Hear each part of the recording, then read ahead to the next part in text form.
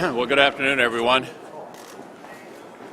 As everybody knows, we're on an energy bill. It's an energy bill that enjoys bipartisan support, but it's also important to talk about a little bit about where we are, both in terms of the way the institution is being operated and the way forward on this bill that would allow us to have a debate on major energy issues confronting the country. The Senate Republican minority has had 8 roll call votes since July. 8 roll call votes since July. The minority in the House of Representatives during the same period has had 136 roll call votes. We think addressing America's energy needs is a very important thing. And it is my hope that we will not finish Shaheen Portman until we have at least 4 or 5 major energy amendments chosen by Senate Republicans to offer to this bill. We've not had a comprehensive, fulsome energy debate since 2007. That was 7 years ago. A lot has happened in our country, most of it good, with regard to energy sufficiency.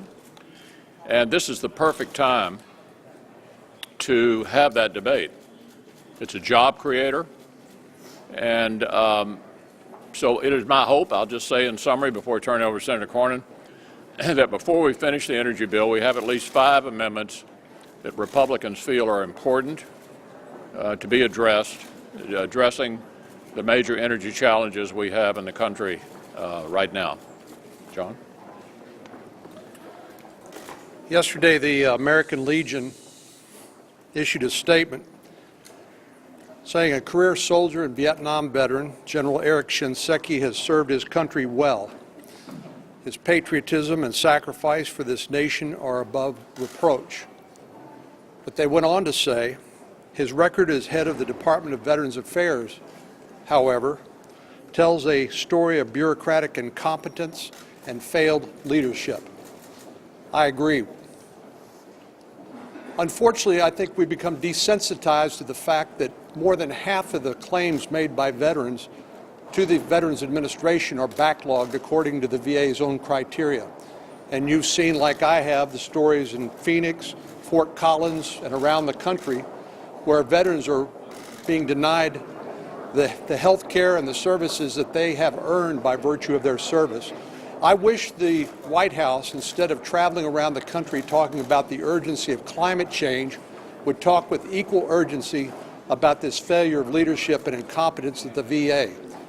We need a point person appointed by the White House to get to the bottom of this, and we need a majority leader to hold emergency committee meetings to get to the bottom of this and to stop it as soon as possible.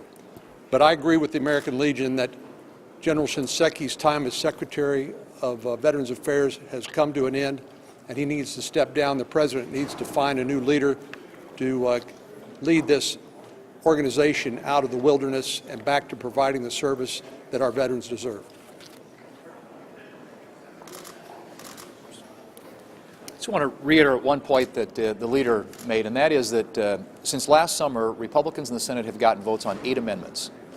Now, during the same time span, there have been the minority in the House of Representatives has gotten votes on 136 amendments. So the House of Representatives, which has a Rules Committee, actually governs which amendments come to the floor, which amendments are made in order, how much time is allowed for debate on each amendment, has gotten 136 amendments at the same time right here in the United States Senate, where we don't have a Rules Committee, we get 8 votes. Well, that's because there's a one-man Rules Committee, and that's Harry Reid. And he's decided when and if Republicans are going to get to vote on any amendments. And that's at the same time that the American people are very disappointed in what's going on in the economy. The Pew poll that came out yesterday said that by a 2-to-1 margin, Americans think the economic conditions the country's in right now are poor. They also said that they disapprove of Obamacare by 55%, which is an all-time high in that particular poll, and that they want to see Republican solutions, congressional Republican solutions, over the president's solutions by a margin of 43 to 39. So the American people are speaking out. They want different direction for the future of this country.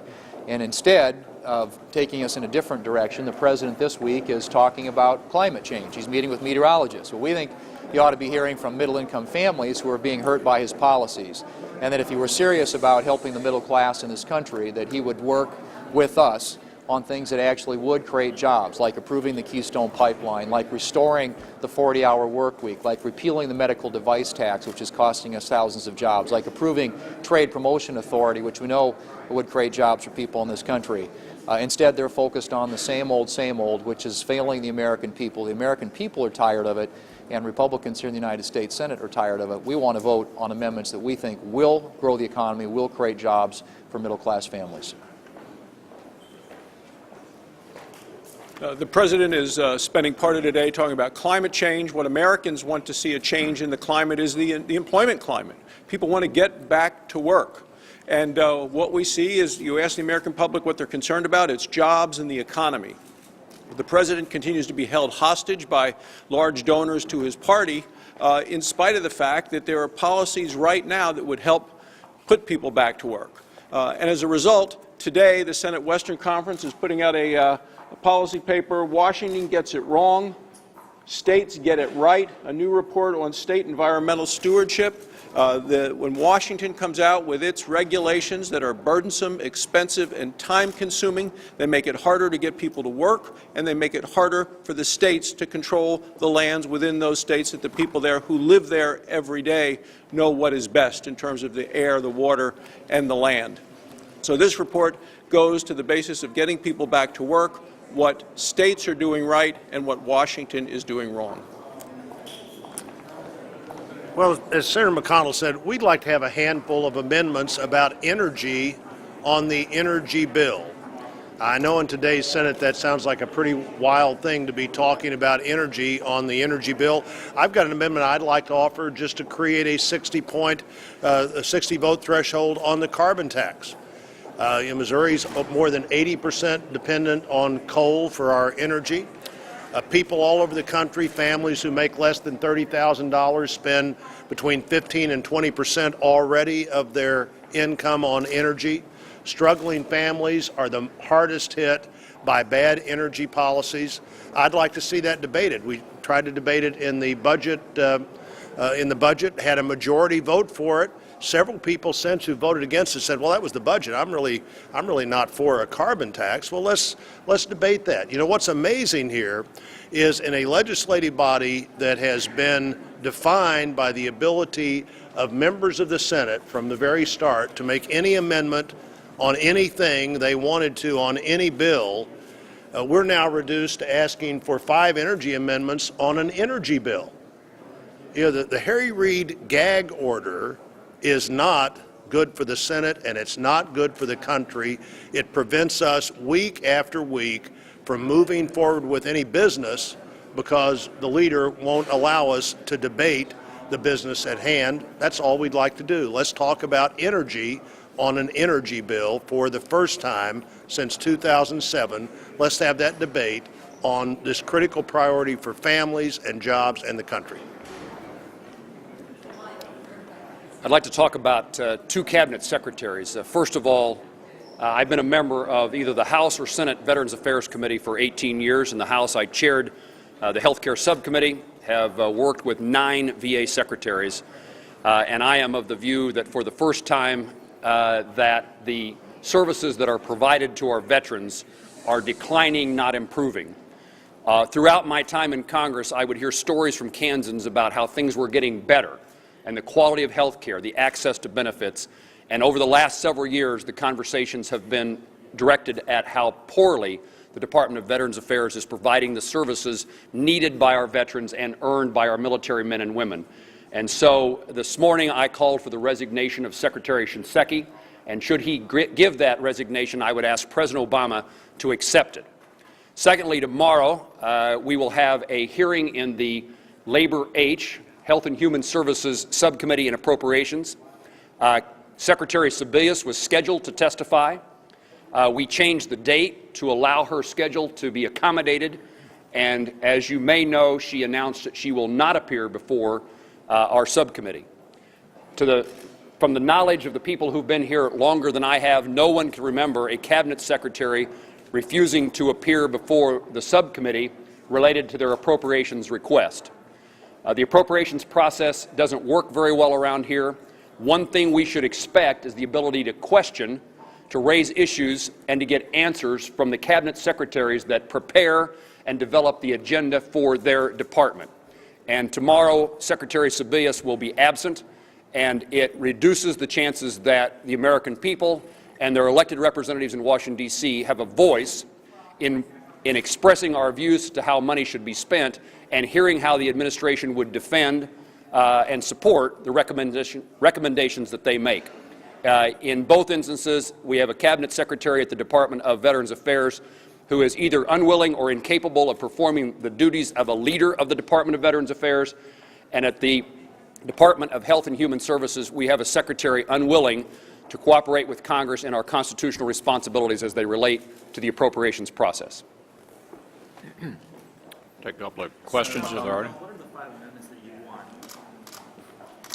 Well, first of all, we'd like to get permission from the guy who's created the gag rule to pick our own amendments.